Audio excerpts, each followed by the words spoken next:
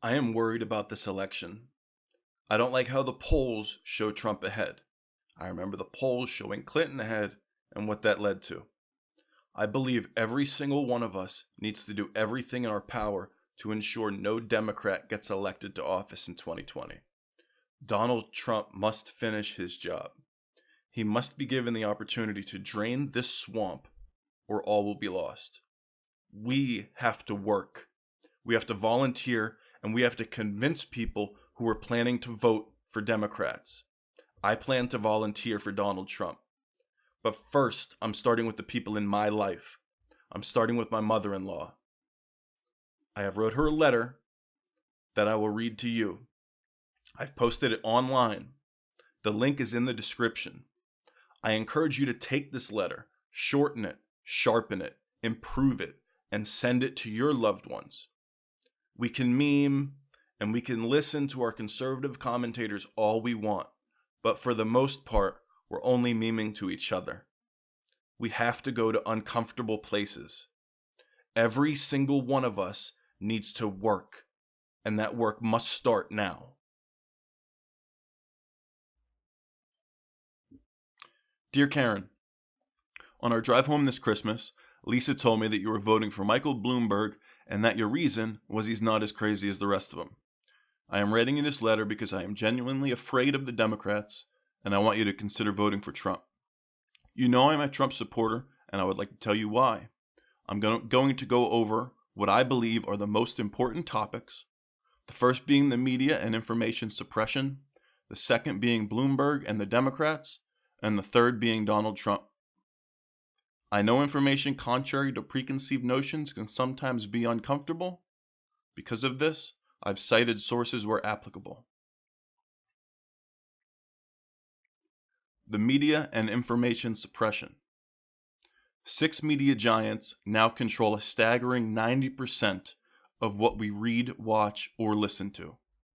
In 1983, 90% of the media was controlled by 50 separate and distinct American companies. As of 2011, that same 90% has been consolidated into just 6. These 6 companies are GE, News Corp, Disney, Viacom, Time Warner, and CBS, and control nearly all of the information and entertainment we receive each day. These 6 companies control 90% of all television channels, newspapers, magazines, movies, music, radio, and production studios. Citation. This information is sourced from Business Insider, and I encourage you to check out the first source listed below. It has great infographics depicting this information monopoly. With so few people controlling so much information, it is not very difficult to ensure that only approved narratives make it out into our culture. Our American media has done all of us a great disservice. For too long, they have not been reporting the news to us, but instead, they have been leading us in the direction their billionaire corporate boards want us to go. They keep the window of allowable public speech so narrow that we cannot even talk about the issues that are important to us. They dictate through repetition what they want to talk about and distract away from inconvenient issues with fluff, usually rage or fear-inducing stories. These media companies have been instrumental in promoting and championing every war of my lifetime.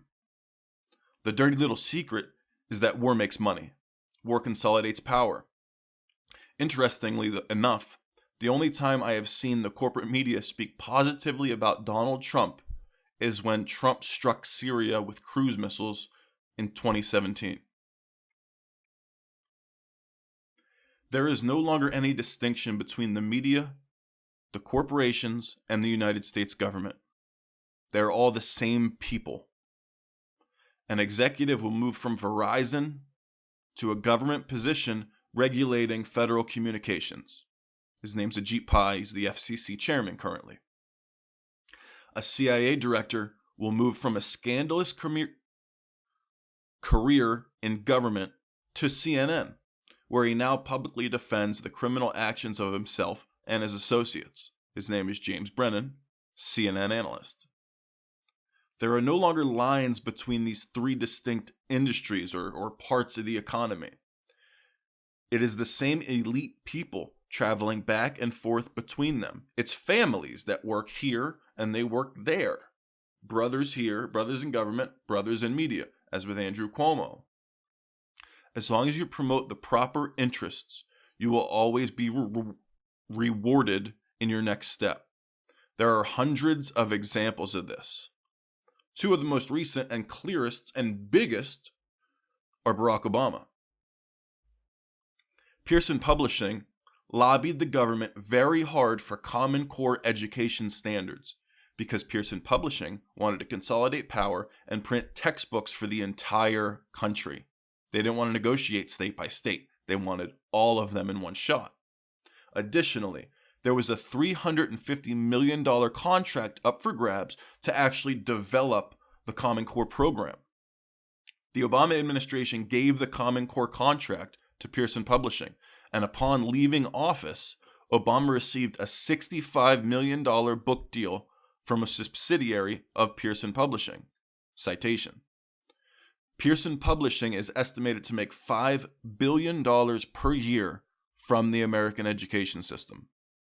This is true information, but as long as corporate media does not cover it, the establishment pretends it does not exist. This isn't the only shady deal. Netflix was the largest proponent of net neutrality. It saved their company billions of dollars. The Obama administration passed net neutrality into a law, and upon leaving office, Netflix awarded Barack Obama with an estimated $50 million deal for a new Netflix show. Citation. This is the carousel between private and public jobs, and the corruption is very, very widespread. I'm not writing this to denigrate Barack Obama. I'm writing this because the media is supposed to report these things and they don't. It's not just about Obama. It's about all of them. The media is supposed to be the guardians against this kind of corruption, and they're not. Instead, they have become the protectors of this information. If they don't report it, it doesn't exist. If you speak of it, you're a conspiracy theorist. It is quite the rackets that our elites have. The media has slowly become the department of truth for our wealthy elite.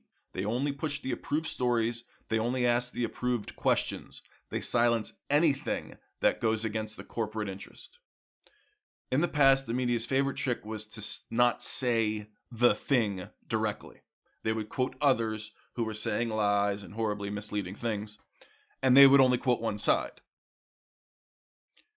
They would selectively choose what information to give the viewer and what information to leave out, what stories got covered and what stories didn't get covered. They still do this, but in the age of the internet and with Donald Trump now, all bets are off. Now they are openly saying how they have felt all along. And with such tight control over who gets to be employed by just these 6 companies, if you want to be employed and get those big gatekeeper bucks, you must fall in line or risk being out in the cold. So what are some of the biggest media lies of 2019? This is just this year. Russian collusion. This lie went on for 3 years. This was the top story every single night. It had zero basis in reality. Now it is coming out that the FBI gave information to the media and then used the stories the media wrote as evidence to officially open up that investigation. Additionally, the original Russian who said a meeting with the campaign is turning out to be a CIA asset. Sounds crazy, right? It's shocking and ridiculous, but only because this media keeps all of us locked in a box of their information and worldview. The media has not issued apologies for their 3-year accusation and crusade of treason and intentionally driving this country crazy because they didn't want to look within and analyze why they lost the election to who they thought was a cartoon character. Line number 2. Jeffrey Epstein. Everyone is fixated on whether Jeffrey Epstein killed himself or not. That has become the story the media runs with. Doctor says choking on Jeffrey Epstein. He was the largest serial pedophile and child trafficker in world history. He was a pimp of children to wealthy elites. What they don't tell you is it doesn't matter if he killed himself or not. The fact he was given enough room, enough leeway to kill himself, if he did, is the real story. He should have been under military protection to learn who in our country is abusing children. Should have been under watch all the time, people in his room with him. On top of that, ABC reporter Amy Robach was caught on video saying she had the Epstein story 3 years before, and her company shut that story down. She said, I had all of it. Witnesses, Clinton, everything. They shut it down. Citation, and that's a must-watch citation. It's unbelievable. Think about how many children in those 3 years could have been saved from sex slavery. But ABC were worried about getting access to the royal family of England, who was also implicated in the pedophilia, and their son or Duke or Prince, I think it's Prince Harry, stepped down. Prince Charles, excuse me, not Harry. The media also leaves out that Epstein was caught years before and jailed for a short period of time on a sweetheart deal that included him leaving the jail each day from 9 to 5. This is the largest pedophile in U.S. history, a pimp of children to the rich and powerful, brushed under the rug, allowed to kill himself, or was murdered to ensure no evidence implicating anyone else came to light. That's a hard toss-up between number 1 and number 2. Number 3, Covington Catholic. The media created a 3-day frenzy over some Catholic high school students who were allegedly being racist and getting in the face of an Indian veteran on their class trip to Washington, D.C.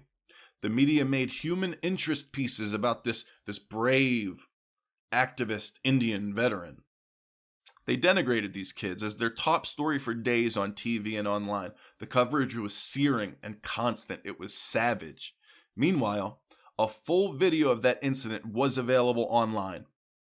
It showed that the incident was exactly 180 degrees opposite of what they were reporting, and still they continued slamming these kids all day for days. The truth was that a radical black supremacist group was harassing the kid, calling them names that you can't say on YouTube. And then the Indian approached these kids and got in their face and antagonized them by beating a drum at them, and was about 3 inches from the kid's face for an uncomfortable period of time. These kids could not have acted more morally or responsibly in this horrible situation. I was proud to watch these kids, because I sometimes don't think too highly of kids today, but these kids were acting well. Many outlets only retracted the story after being threatened with lawsuits, and the Washington Post only retracted after a $250 million lawsuit was filed against them. Many lawsuits are still pending against multiple media outlets and personalities for the Covington Catholic kids.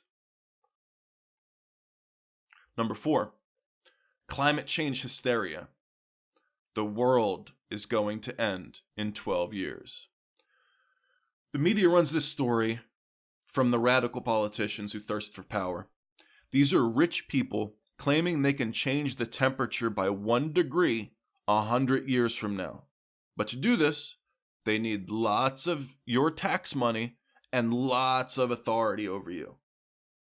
They need power, and then they can make the bad thing go away. I don't care if it's real or not, climate change. But I do find it strange that wealthy people are still buying oceanfront property. None of Al Gore's predictions came true, but yet they keep pushing this forward. I have a request. Before starting the war on climate change, can we finish the war on poverty?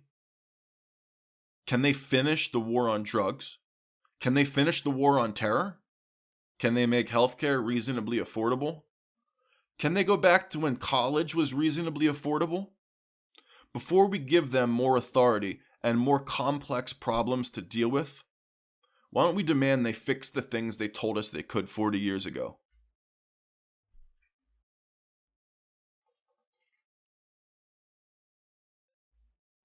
Pete Buttigieg. Who is this person? He is the second-term mayor of the fourth largest city in Indiana. He is an absentee mayor who claims to be for all the people while ignoring anyone who disagrees with him. This person had zero national presence or name recognition before there was a national media campaign to raise his presence. From absolute obscurity, he was put on the cover of Time magazine and elevated into a serious contender in the national conversation. Why did the media choose to elevate him? It was his sexual preference only. The truth is, it doesn't matter who they put in office as long as that person is a team player, as evidenced by them putting in a junior senator from Chicago last time. Our media is solely a mouthpiece of the wealthy elites, and it's for the wealthy elites. They tell the people, whom they have tremendous contempt for, exactly what they want them to know and get them to move in the direction those elites prefer. And that's the only use of the media. Michael Bloomberg and the Democrats. I am terrified of these Democrats. They are not the Democrats of my parents' generation. They're something different. They are authoritarians who downright hate freedom and have a very palpable hostility to white people, Christianity, and traditional morality. Michael Bloomberg is not different from the rest. He is as radical as the rest. His angle is coming off to the voter as reasonable. This is the same man who thought he had the moral authority to ban large sodas in New York, and he did ban them. Anyone who thinks that the size of sodas is an area that the government should regulate is terrifying to me. Where does that kind of thinking end? If you could justify making a 20-ounce soda illegal, what is the limit of your authority? How do you see yourself in relation to the people you govern? Bloomberg says that poor people paying proportionately more money in taxes is a good thing, because that's one of the ways you influence people to do what's in their own interest. Citation. He's advocating that if you take poor people's money, they'll have less money to spend on things he thinks are bad for them.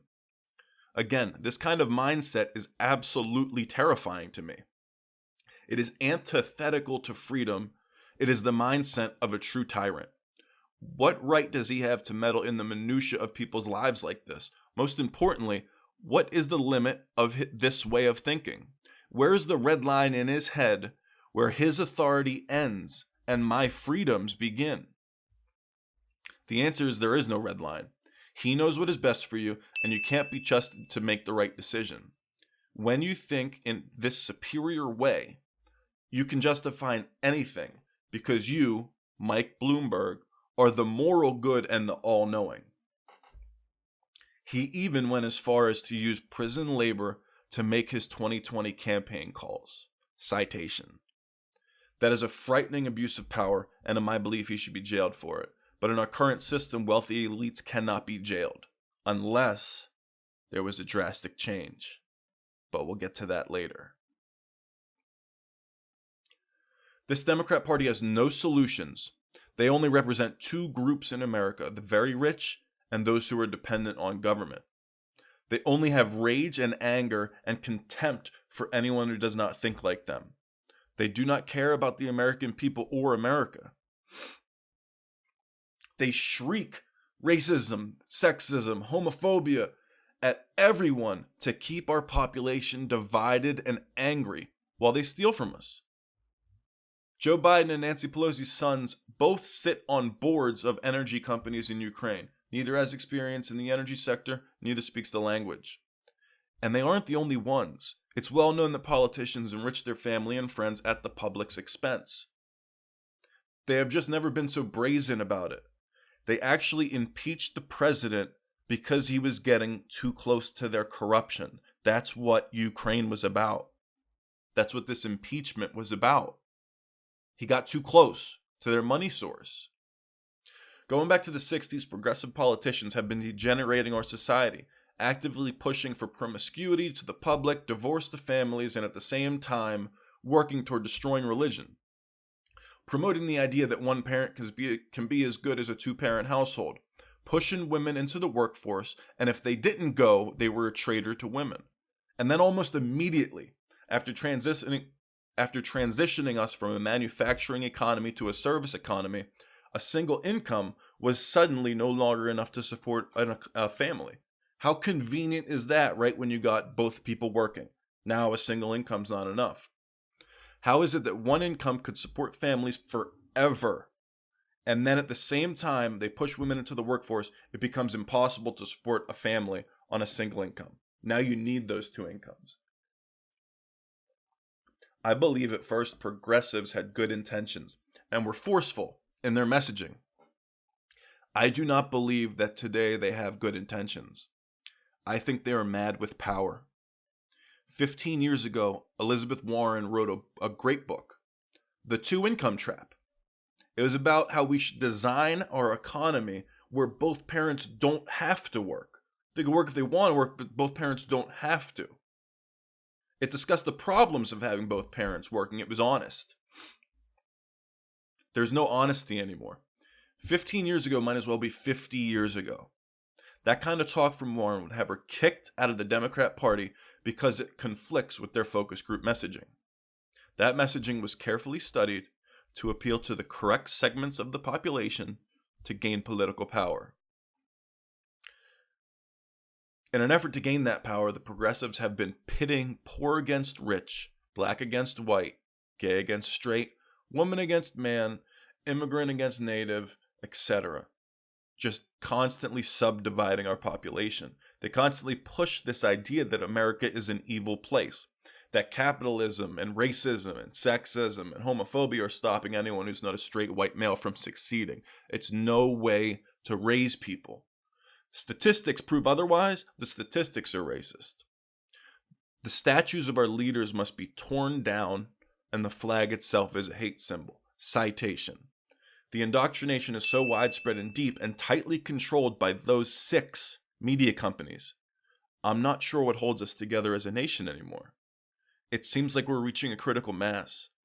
They keep our country divided for power, and now they are so far in left field, they are actively pushing transgenderism into the forefront of society and encouraging it to children. Their hard left media actually defends and encourages giving children as young as 6 hormone blockers to stop them going through puberty. Citation. That's if your little boy says he's a girl. They encourage giving them hormone blockers to stop their puberty. It's crazy. Not only that, but they call you a bigot if you disagree with it. They kick you off social media if you publicly disagree with it.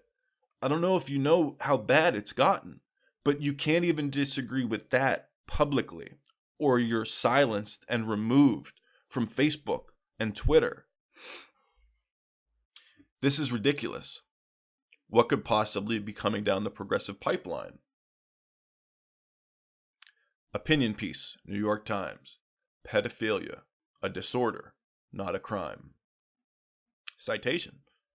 Think that's crazy? I know, it sounds crazy.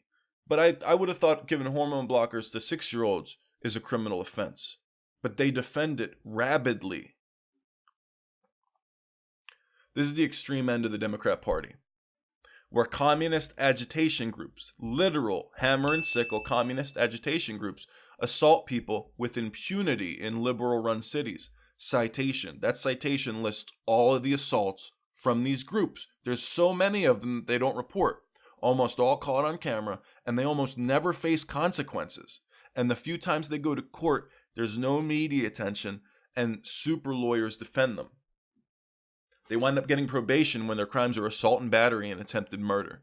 In one case in liberal New York, the people attacked by the communists went to jail for years.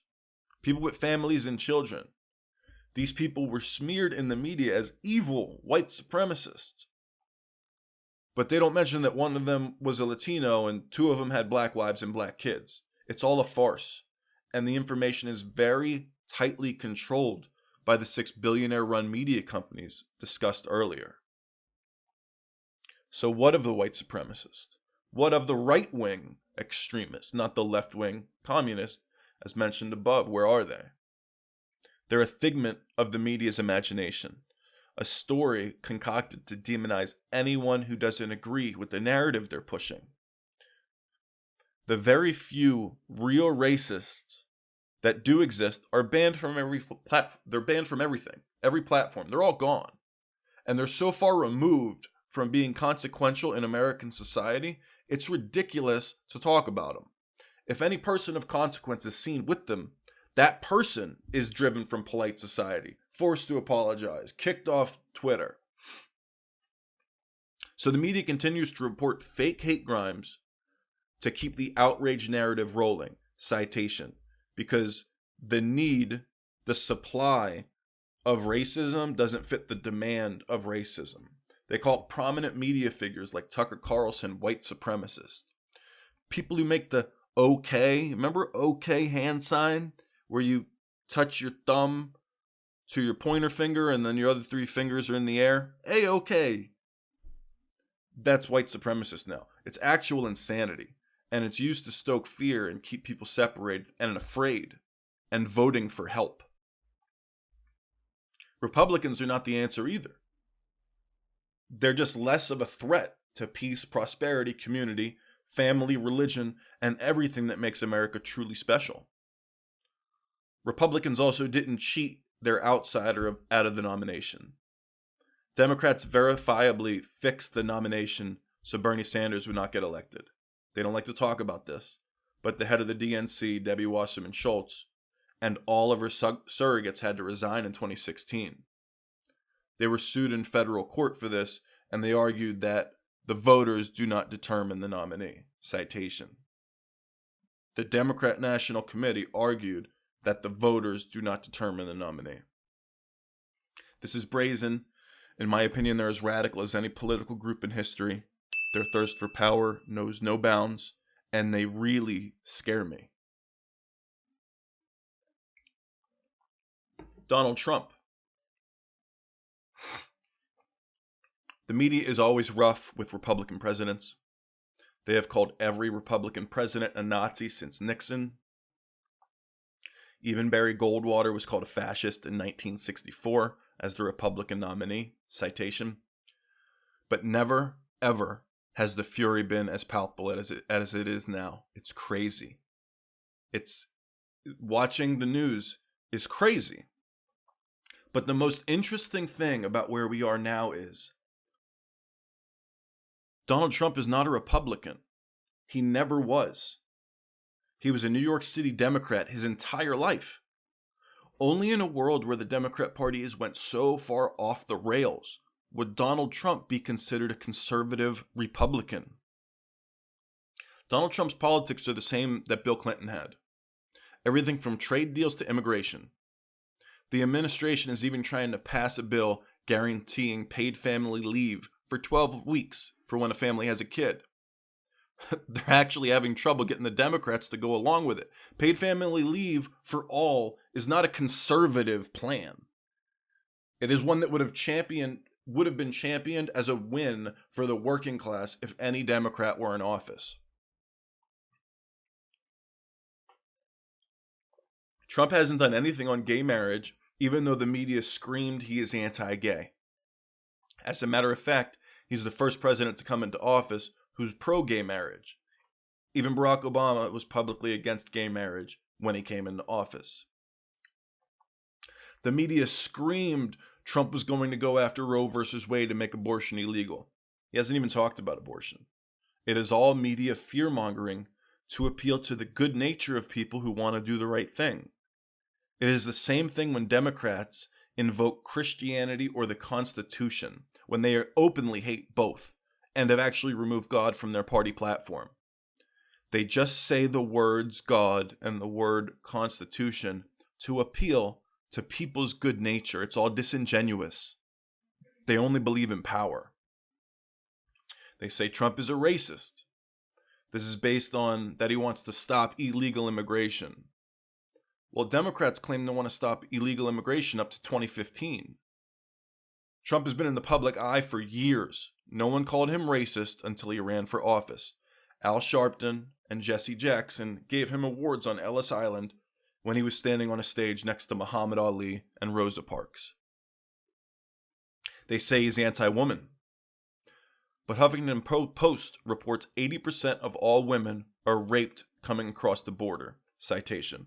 8 out of every 10 women are raped coming across the border, as reported by left-wing Huffington Post. So his immigration stance is very pro-woman, and it's very pro-human. And keeping the people who are doing this raping out of the country is important for the safety and security of everyone here, all Americans. They say he's transphobic. I don't even know what these words mean anymore. I've never heard him talk about trans people. I don't care about trans people. But I would agree that we shouldn't be advertising these things to children. I would agree there. They say he hates the environment and he wouldn't sign the Paris Climate Accord. But they don't tell you that the United States has reduced their carbon emissions more than any other country in the world since we didn't sign that document. Citation. Other countries that signed that document are currently not living up to what they signed, and the United States, who refused to sign it, has lowered their carbon emissions more than anyone in the world. And keep in mind that carbon reduction is with our economy growing at rates Obama said you would need a magic wand for. So what does this leave us with? Why is he so especially evil? He's a stooge of Russia. Completely fabricated. It has already come out that the investigation was started and continued multiple times on lies. Many people have been fired and forced to resign over this. It is going to come out that this was an intentional plot to investigate him, to either slow him down or dig up anything that could be used to blackmail and control him. He went after his political enemy, Joe Biden. This is recent. This is what impeachment was about. I say good. If the information is true, the American people deserve to hear it. Trump was elected on a promise to drain the swamp. I would say the sons of politicians having no-show jobs in countries where they don't speak the language, in industries they have no experience in. Damn, that sounds pretty swampy to me. And with that, we have reached the reason he is so hated and the reason for the nonstop Trump is bad circus.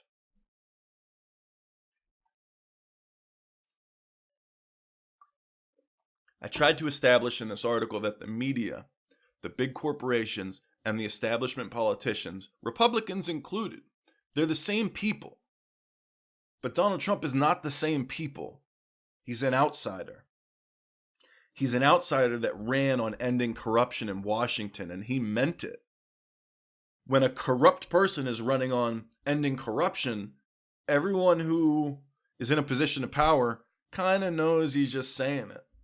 But when an outsider's saying it, when someone who's not at the parties is saying it, it's scary. He's also a billionaire who cannot be bought with Netflix quid quo pro promises. He can't be paid off to do your bidding. He's already too rich. All of the screen, all of the chants of racist, sexist, homophobe, Nazi, all the investigations, all the impeachments, they're all only about one thing. Donald Trump is a threat to business as usual, to an establishment who has been taking advantage of the American people for years. His tweeting direct to 100 million people is a threat to their narrative control. He wants to bring troops home, which is a threat to the income of every military industrial company that makes money off American boys being in war and American boys dying. It's ugly. I know. It's ugly. He wants to clean up corruption, which is a threat to the establishment's wallet. And in a just world, cleaning up that corruption should be a threat to their freedom. That's what all the hysteria for the last 3 years has been about. An establishment that is entrenched and afraid of being exposed. There's a very interesting video of Donald Trump on Oprah in 1988, citation. I encourage you to watch it. His focus was bad trade deals. On the Oprah show, he said, our trade, the people, other countries are ripping us off, and globalism is making them rich and us poorer. He said for him to run for president, things would have to get really bad, and people would have to be really tired of it. And that has been his primary focus since getting elected, fixing the trade deals and getting the American people working. And he is succeeding. And it doesn't take a genius. All it took was someone whose first priority was to America. It's really that simple. There's no doubt that we're in a crossroads in our nation's history. What the media never examined was that 2016 was a revolution on both sides of the aisle. Bernie Sanders and Donald Trump. And what they desperately want is to get back to business as usual. The establishment bleeding us dry and selling us out around the world for personal financial gain. I don't want to go back to business as usual, and I don't care how loud our 6 media conglomerates scream. What is bad for them is good for average Americans, and their screams, their constant screams, are music to my ears. Donald Trump is boorish. Big deal. At this juncture, we need a fighter for the forgotten voices of America. For the first time in my life, the silent majority of Americans finally have a voice in Washington, and the establishment hates it. And precisely because they hate it, I believe our only option is to support Donald Trump this November.